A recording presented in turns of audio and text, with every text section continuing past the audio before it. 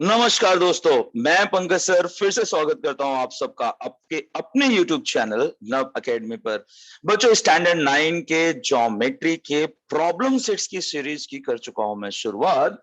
कल हमने चैप्टर 1 यानी कि बेसिक कॉन्सेप्ट्स ऑफ ज्योमेट्री का प्रॉब्लम सेट हमने कर लिया, यानी प्रॉब्लम सेट 1 कल हमने कर दिया था कंप्लीट। अगर आपने अभी तक नहीं देखा है तो प्लीज गो थ्रू इट और इसे आप कर लीजिए कंप्लीट। आज बारी है चैप्टर नंबर 2 यानी कि पैरेलल लाइंस की। तो बच्चों, आज हम पैरेलल लाइंस के प्रॉब्लम सेट करने जा रहे हैं। कुल मिला के 8 सम है। छोटा सा प्रॉब्लम सेट है लेकिन काफी काफी काफी इंपॉर्टेंट है। बहुत अच्छे अच्छे कॉन्सेप्ट्स जुड़े हुए हैं जो आपके लिए आगे फ्यूचर क्लासेस में 10th में 11th में बहुत ही काम आएंगे। तो बड़ा ही इंटरेस्टिंग सा लेक्चर होने वाला है बच्चों। चलिए करते हैं शुरू। मैं अपना वीडियो कर लेता हूं बंद, क्योंकि अब स्लाइड्स पर वीडियो के लिए जगह बचेगी नहीं। Okay, have a great. Okay, तो ये मैं आ गया मेरे स्क्रीन पर, मैं यहां पर हूं भाई। वीडियो करते हो बंद और करते हैं काम शुरू। Parallel lines. तो पैरेलल लाइंस में चलिए कर लेते हैं अपना काम शुरू। सबसे पहले बारी आएगी एमसीक्यूज की। ये रहा हमारा एमसीक्यूज।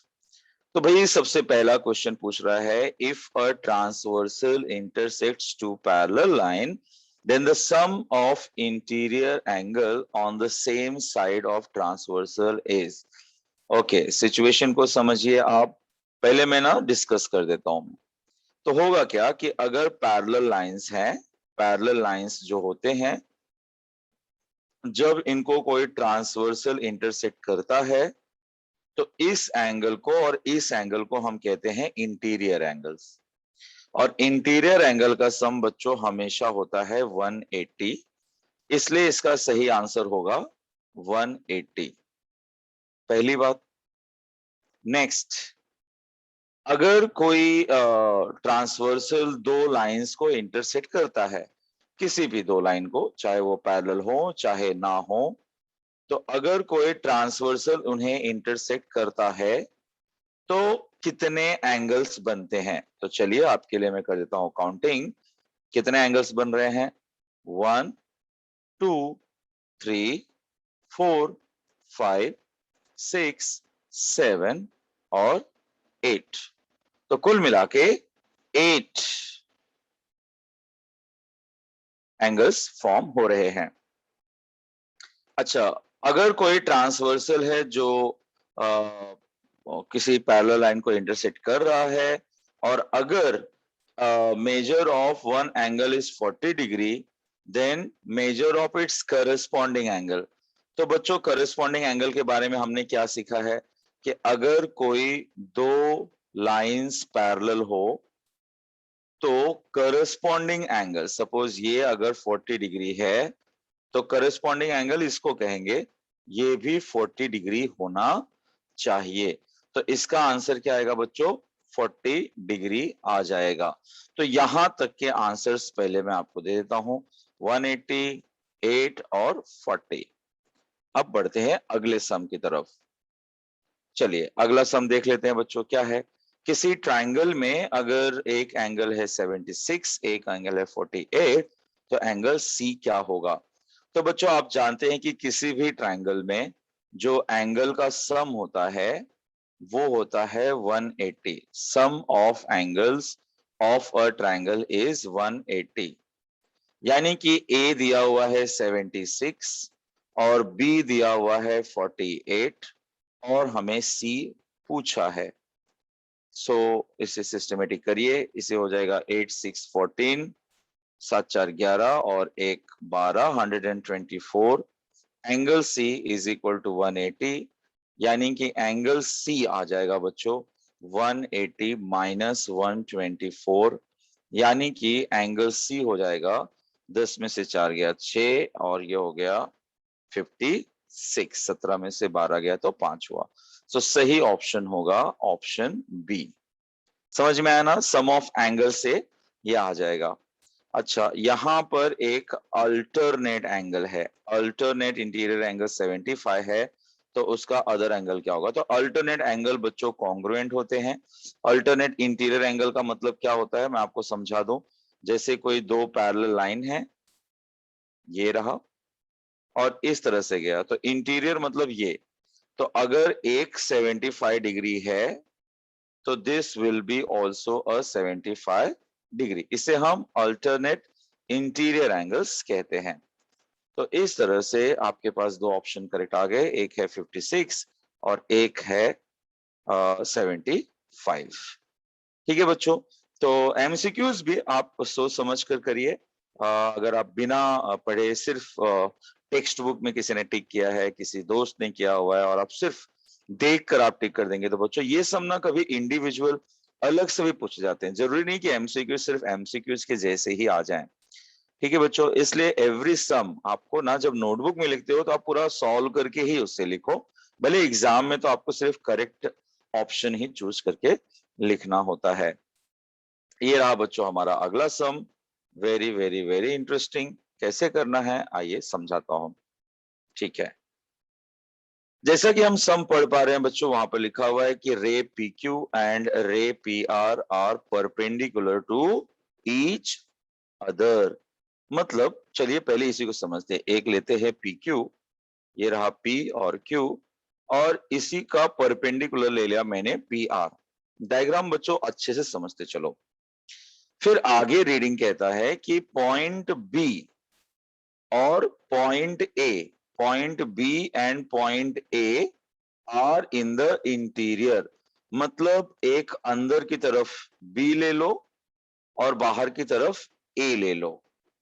एक इंटीरियर में ले लिया बी और एक एक्सटीरियर में ले लिया ए। ठीक है, बी इंटीरियर में, ए एक्सटीरियर में, ऑफ एंगल क्यूपिया रिस्पेक्टिवली, वहां तक भी ठीक है। फिर कहता है कि ray P B and ray P A are perpendicular to each other. यानी अगर पी से बी को मिला जाए, पी से ए को मिला जाए, तो ये आपस में भी परपेंडिकुलर हैं। Draw a figure showing all these raise. हमने ड्रॉ कर लिया बच्चों, विथ रीजन आपको समझ में आ गया होगा कि कैसे ये ड्रॉ हुआ है। अब आपसे एक एक क्वेश्चन पूछ रहा है। सबसे पहला पूछ रहा है पेयर ऑफ कॉम्प्लीमेंट्री एंगल्स। अब बच्चों the question is what is complementary angle. Complementary angle किसे कहते हैं? जिसका सम हो 90 डिग्री। जिसका सम 90 डिग्री आएगा उसे हम कॉम्प्लीमेंट्री कहेंगे। तो किसका किसका सम 90 डिग्री आ सकता है? इसका और इसका आ सकता है, बिकॉज ये पूरा वाला रेड रेड वाला जो एंगल है ये तो है पूरा 90 का। तो हम दो एंगल्स को ऐड कर सकते हैं ना, यानी एक एंगल हम कहेंगे आरपीबी और एक एंगल कहेंगे बीपीक्यू। एग्री? तो चलिए पहले इसी को पेयर कर देता हूं मैं। आरपीबी और बीपीक्यू को ऐड किया तो आरपीक्यू आ जाता है। आरपीक्यू है 90 डिग्री। इसका मतलब एक तो पेयर हो गया आरपीबी और बीपीक्यू। तो बच्चों जिस तरह से ये दोनों कॉम्प्लीमेंट्री हो गए, ये ब्लैक वाला एंगल भी तो 90 डिग्री है। तो इसका मतलब मैं कह सकता हूं कि एपीआर और बीपीआर, इनको ऐड करने पर भी 90 डिग्री आएगा, जो ब्लैक वाला एंगल बना देते हैं। सो एपीआर यानी कि ये एंगल और आरपीबी यानी कि ये एंगल, ये दोनों एंगल मिलकर दे रहे हैं आपको 90 डिग्री, यानी कि वो भी हो गए कॉम्प्लीमेंट्री। तो पहले क्वेश्चन का आंसर हो गया। अच्छा, दूसरा है सप्लीमेंट्री। अब बच्चों सप्लीमेंट्री किसे कहते हैं? सप्लीमेंट्री वो एंगल होता है जिसका सम किया तो आना चाहिए 180, उसे हम सप्लीमेंट्री कहते हैं। अब आपको तो पता है कि इसमें दो एंगल्स हमने खुद बनाए हैं जो 90 डिग्री का है। एक रेड वाला मतलब कौन? एक है आरपीक्यू जिसका मेजरमेंट 90 डिग्री है, और एक ब्लैक वाला मतलब कौन सा? एपीबी। और आप जानते हैं कि दोनों का सम तो है 90। सो 90 प्लस 90 ये आपको देगा कितना? 180। इसका मतलब एंगल आरपीक्यू रेड वाला और एपीबी ब्लैक वाला, ये दोनों का सम जब 180 हो जाएगा तो यही दोनों होंगे सप्लीमेंट्री एंगल, और कोई दूसरे पेयर का चांस नहीं है। सो ये हमने ले लिया एपीबी और RPQ 180, therefore they are supplementary.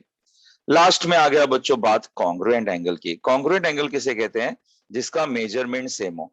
तो एक तो सीधा सीधा है कि जो मेरा रेड वाला एंगल है और जो मेरा ब्लैक वाला एंगल है, दोनों 90 डिग्री है, तो एक तो रेड वाला और एक ब्लैक वाला ये ऑलरेडी कॉन्ग्रुएंट ही है, यानी कि दोनों का माप 90 डिग्री है, सो वो होगा। अच्छा, इंटरेस्टिंग फैक्ट, अगर आप ऑब्जर्व करें तो जो रेड वाला है, रेड वाला is sum of this angle and this angle, और ब्लैक वाला इज सम ऑफ 2 एंड ये थर्ड वाला एंगल। तो ये बीच वाला एंगल बच्चों कॉन्ग्रुएंट आ गया ना। अगर हम इसको कैंसल आउट कर दें तो बचता क्या है, the third angle and the first angle, मतलब ये दोनों हो जाएंगे कॉन्ग्रुएंट। ठीक है ना बच्चों, इसको देखो हम कैसे लिख कर बताते हैं, प्रेजेंटेशन कैसे करेंगे इसका। जैसे स्टार्ट इसी से करते हैं कि भाई एपीबी आरपीबी की है। अब जो एपीबी यानी कि ब्लैक वाला, ब्लैक वाले को मैं क्या लिख सकता हूं, एपीआर प्लस बीपीआर, है ना, आरपीबी। और रेड वाले को मैं लिख सकता हूं आरपीबी प्लस बीपी के। तो ये जो रेड वाला एंगल है, ये वही एंगल है बीच वाला। सो ये हो जाएगा कैंसिल, तो बचेगा क्या, APR is equal to BP के, यानी ये भी एक पेयर ऑफ कॉन्ग्रुएंट एंगल हो गया। तो इस तरह से कॉन्ग्रुएंट एंगल, एक तो 90-90 वाला, और एक ये बीच का एंगल कट होने के बाद जो बच गया वो है आपका कॉन्ग्रुएंट एंगल। तो बच्चों ये सिस्टमेटिक अगर सम को रीड करते हुए जाओगे, ये सम बड़ा ही प्यारा सम है। ध्यान रखना ये डायग्राम हमें खुद ड्रॉ करना था, ये टेक्स्ट बुक में नहीं दिया हुआ है।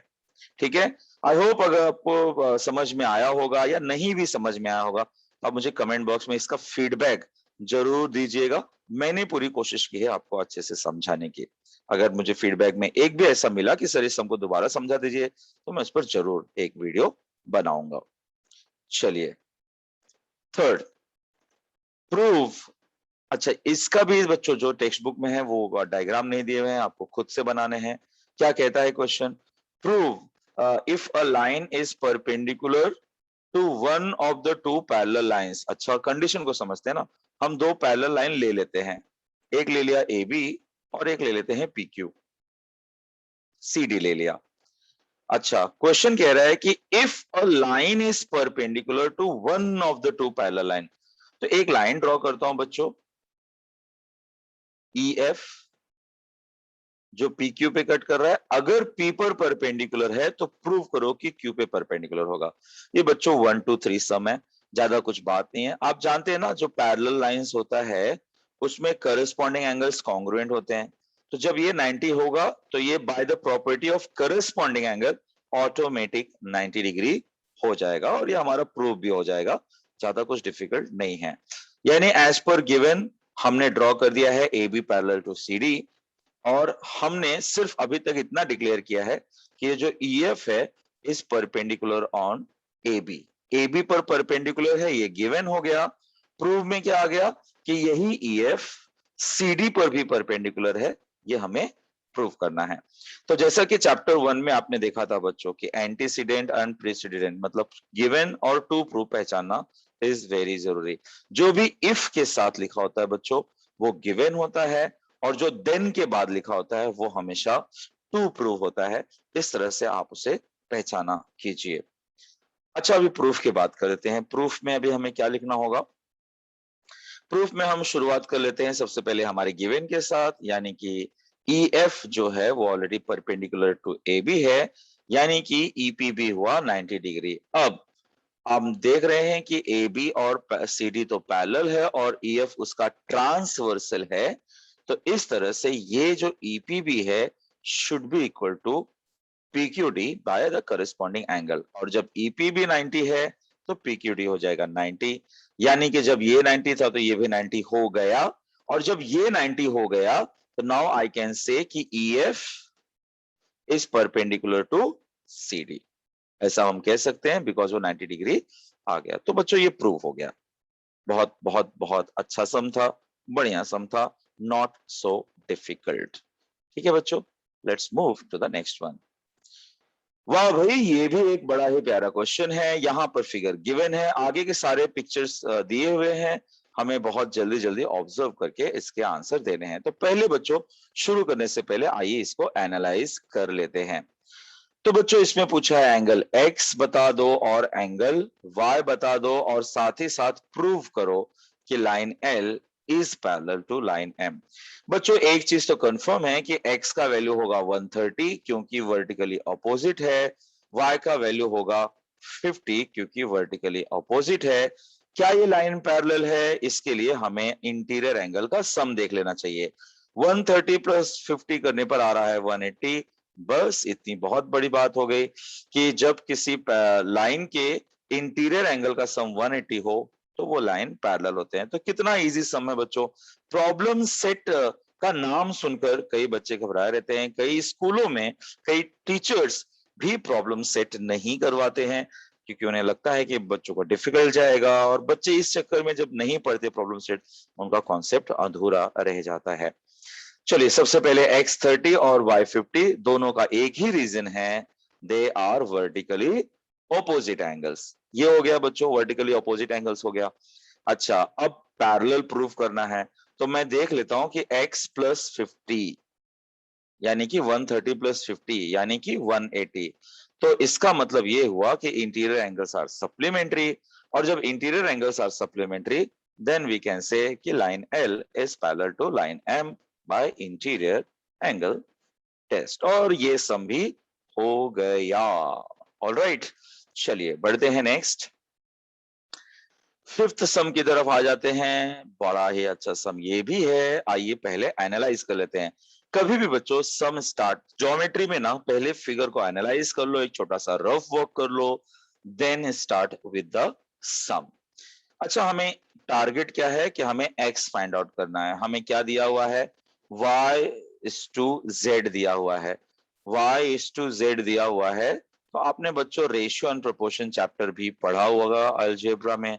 जब ऐसा कुछ दिया है तो हमें इनका कुछ कॉमन मल्टीपल ले लेना चाहिए। जैसे नॉर्मली हम 3x और 7x लिख सकते हैं, लेकिन क्योंकि x ऑलरेडी है हमारे क्वेश्चन में तो वी विल अवॉइड। चलिए हम इसे लिख लेते हैं 3m और 7m, यानी कि y का वैल्यू हुआ 3m और z का वैल्यू हुआ 7m। अब थोड़ी देर के लिए ये देखिए, ये क्या हो गया 7m, और बच्चों ये लाइन और ये लाइन भी पैरेलल है क्योंकि तीनों पर पैरेलल है। तो क्या x और z ये सेम होगा? इसे देखिए ना, मैं आपको दूसरे एक कंडीशन से समझाता हूं। सपोज ये आपका लाइन ए बी है और ये आपका लाइन ई एफ है, और यहां पर आपके पास एक वर्टिकली अपोजिट है। तो सिर्फ मैं फर्स्ट लाइन और थर्ड लाइन कंसिडर कर रहा हूं बच्चों। तो यहाँ का x और यहाँ का z सेम होगा, यानी अगर ये 7m है तो ये भी 7m होना चाहिए, है ना बच्चों, राइट। तो यानी कि इसका वैल्यू हो गया 7m, और ये हम कंसीडर कर चुके हैं 5m, है ना, एज सॉरी 3m लिया हुआ है, not 5m, it should be 3m। अब क्या होता है बच्चों कि हमने इस बात को समझ लिया कि ये आ गया 7m और ये आ गया 3m। 7m क्यों आया? क्योंकि z था 7m। अब सिर्फ ये दोनों पैरेलल लाइंस देखिए आप, तो इन दोनों पैरेलल लाइन में बच्चों 7m और 3m जो है वो है इंटीरियर एंगल। इंटीरियर एंगल का मतलब 7m प्लस 3m, इनका सम होना चाहिए 180 क्योंकि इंटीरियर एंगल्स आर सप्लीमेंट्री। ये हो जाएगा 10m इज इक्वल टू 180, यानी कि m is equal to 180 upon 10, यानी कि m आ जाएगा 18। और जब m आ जाएगा 18 तो हमारे लिए x निकालना हो जाएगा इजी।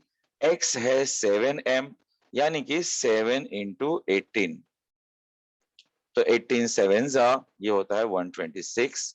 तो इस तरह से x का आंसर आ जाएगा। अब एनालाइजेशन हो गया, अब बारी है प्रेजेंटेशन की। प्रेजेंटेशन यानी कि चलिए हम इसे लिख लेते हैं, समझ लेते हैं कैसे होगा। तो सबसे पहले ये देखिए y is to z 3 is to 7 है, तो हम ले लिए y is equal to 3m और z is equal to 7m। काम की चीज है, नंबर 1 उसे दे दिया। लेकिन हम ऑब्जर्व कर पा रहे हैं कि AB और EF भी है पैरेलल, यानी कि x और z ये इंटीरियर अल्टरनेट एंगल्स हैं जो कि इक्वल होंगे x और z, यानी कि x का वैल्यू भी हो गया 7m। अब हम बात करते हैं AB और CD की, जहां पर PQ ट्रांसवर्सल का रोल प्ले कर रहा है। x और y होगा 180, x का वैल्यू आ गया है 7m, y का value 3m, 10m, m is 180 upon 10, that's 18.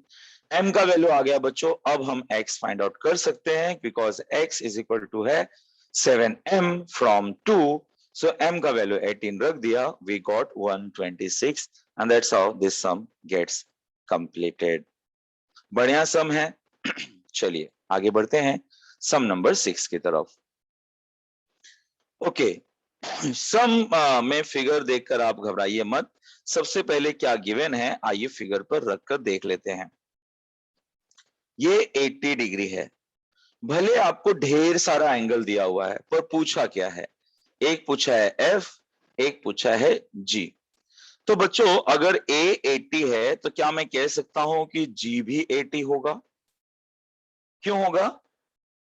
Alternate angle, exterior alternate angle. अगर A 80 है तो G 80 हो जाएगा because of exterior alternate angle. अच्छा, अब बात करें F की, तो F और G बच्चों कैन वी सी कि वो लीनियर पेयर बना रहे हैं।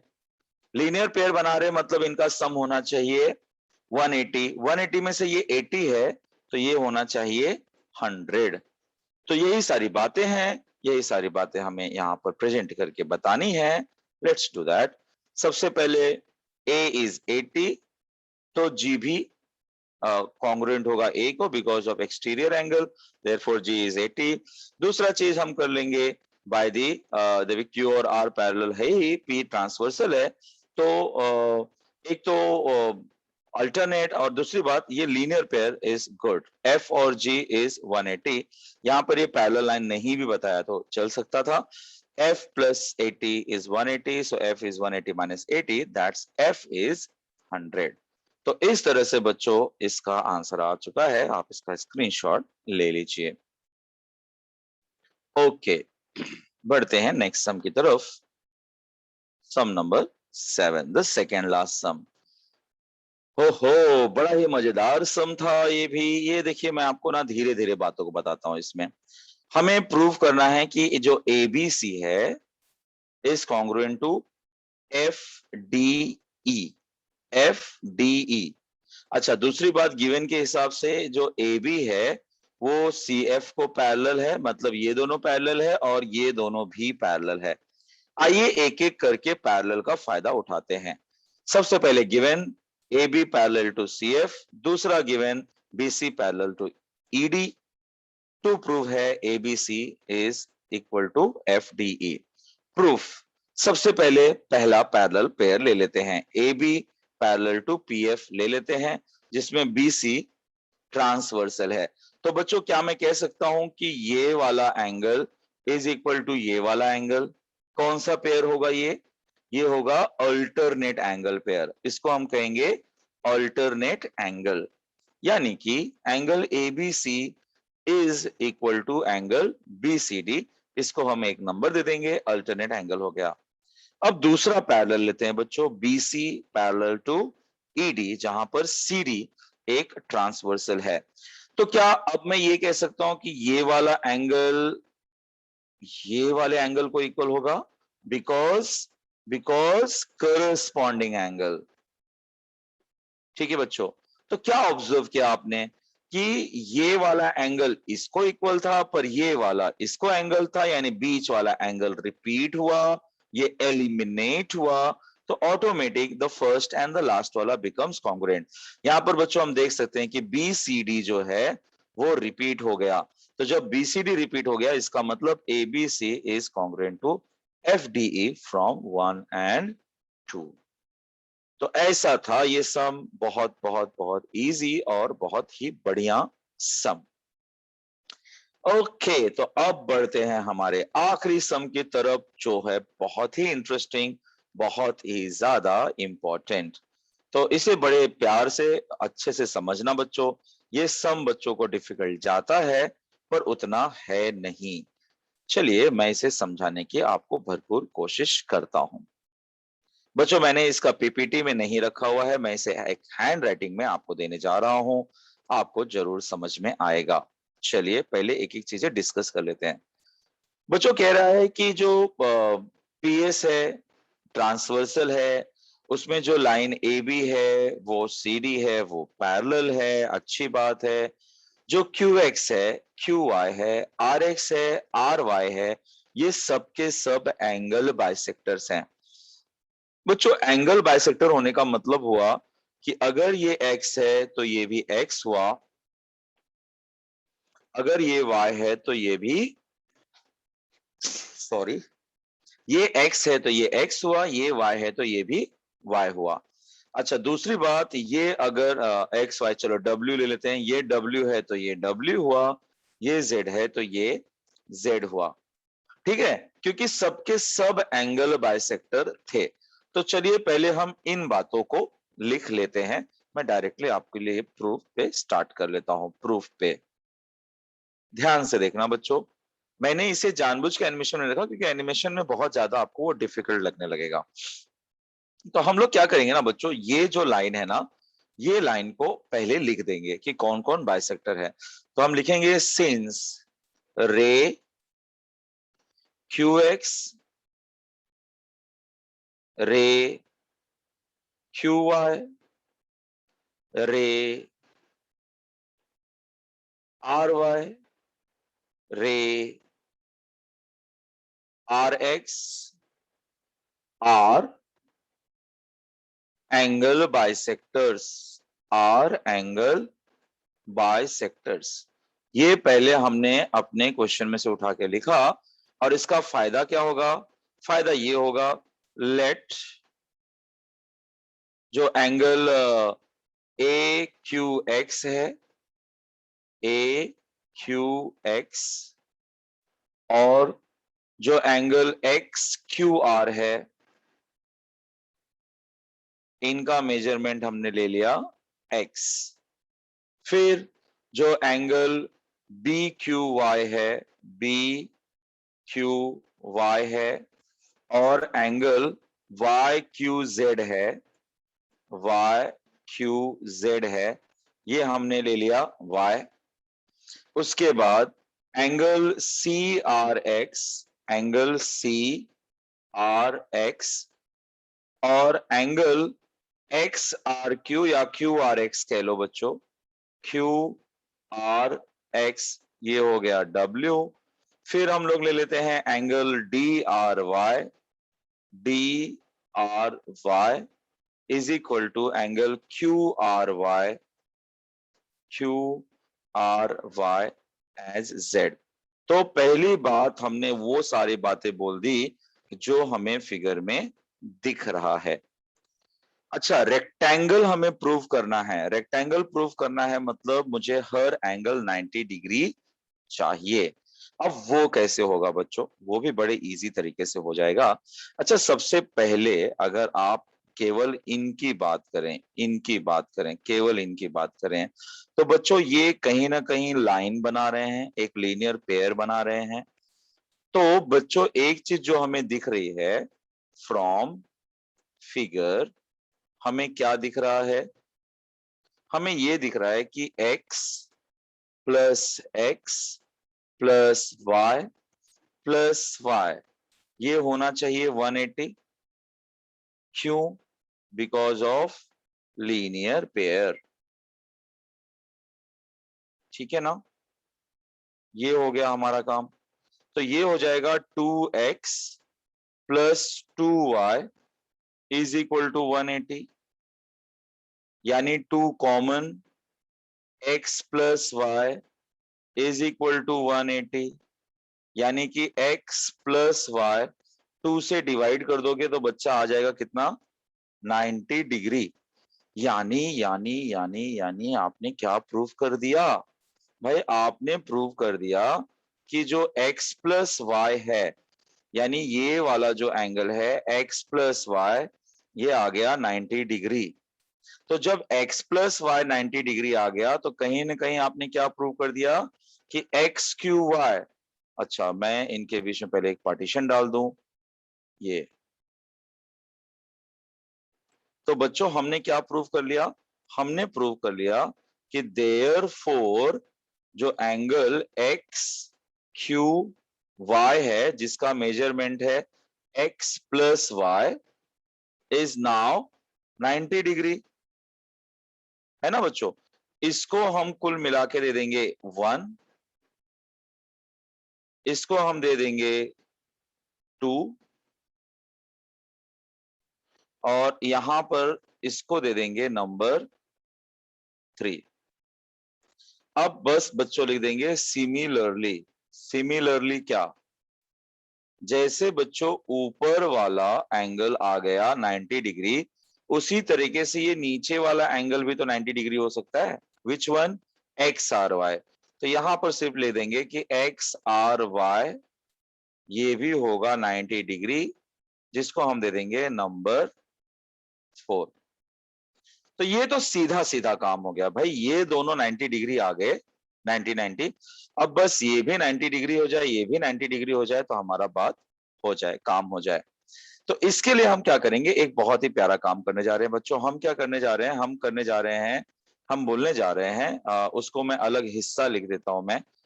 हम कहेंगे कि since AB is parallel to CD and PS is transversal. Transversal. तो इसका फायदा क्या होना चाहिए, इसका फायदा ये होना चाहिए कि AQR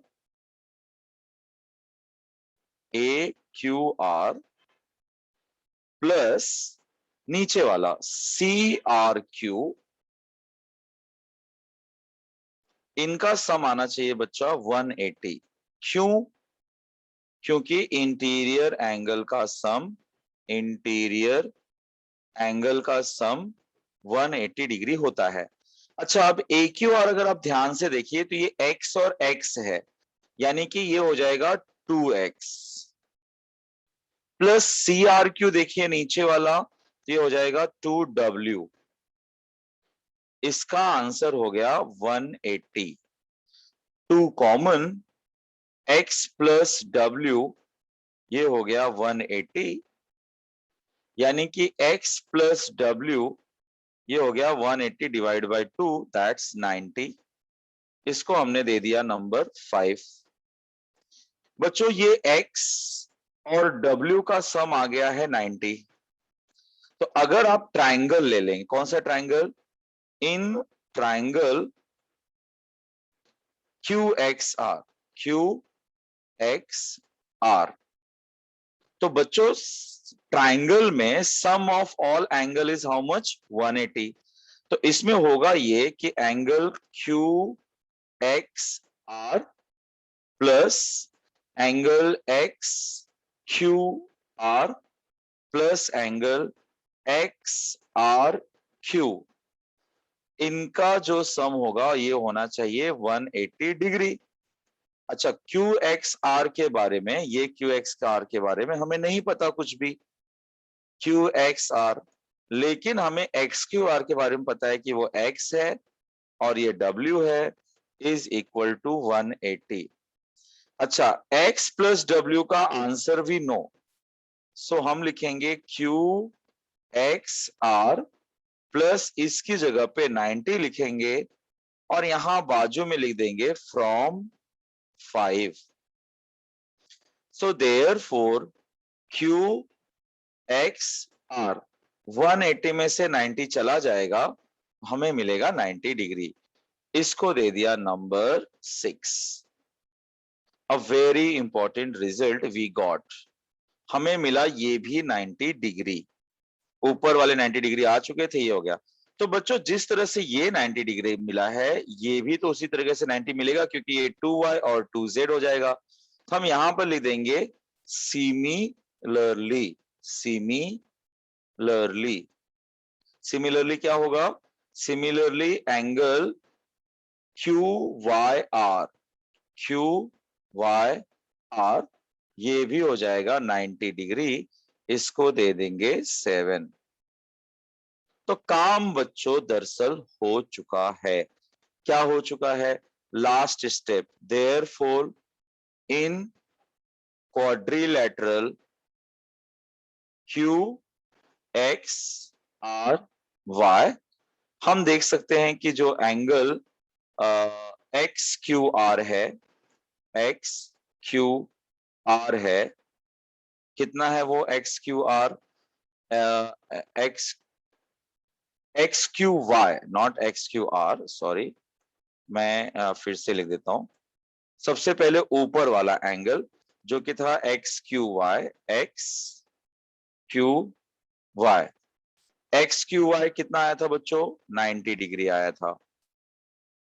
that is equal to Q Y R, Q Y R, Q Y R कितना आया है बच्चों, again that is 90 degree, is equal to X R Y, X R Y कितना आया है, वो भी आया है 90 degree, is equal to angle Q X R, Q X are, वो भी कितना आया है, क्यू एक्स आर कहां गया, ये रहा 90 डिग्री।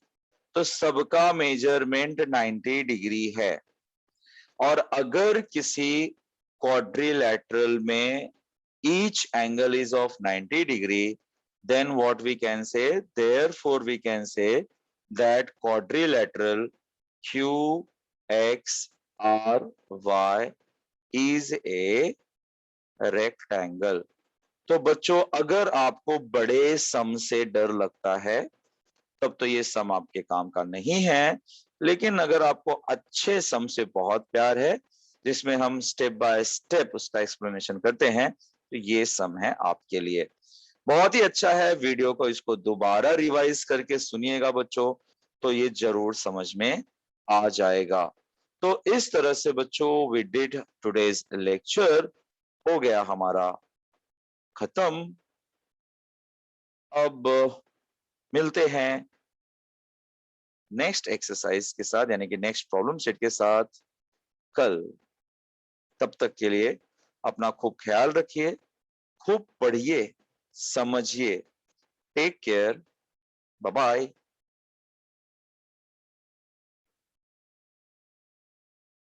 चलिए, बाय बाय बच्चों।